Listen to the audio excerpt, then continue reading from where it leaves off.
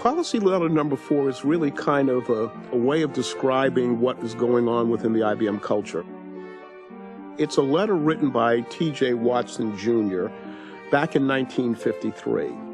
He was negotiating to build plants in southern states.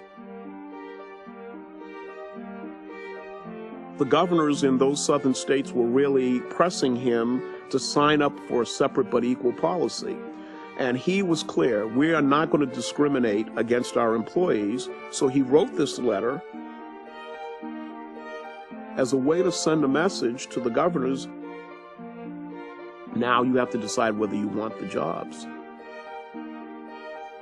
He was clear that IBM would not discriminate on the basis of race or color or creed.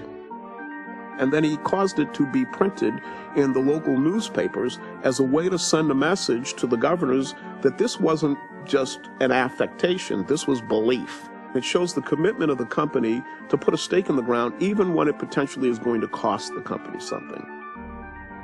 IBM set an example that others could observe. But this isn't an isolated instance. In 1914, we employed the first disabled employees. 1934, we employed women in what were the high-tech jobs of the time.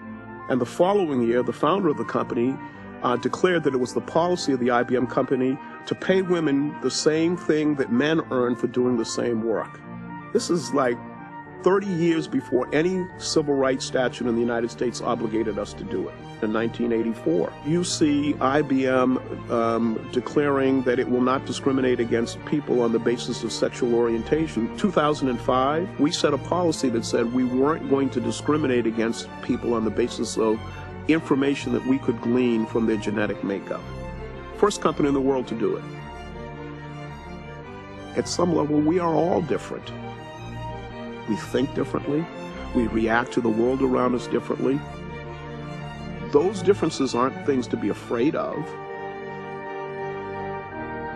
They are, in fact, the things that drive innovation and creativity and the ability to adapt to the world.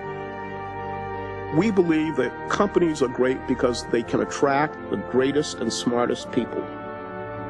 And the belief that talented, bright people are found in every part of the human family is not just a kind of poster statement. This is who we are.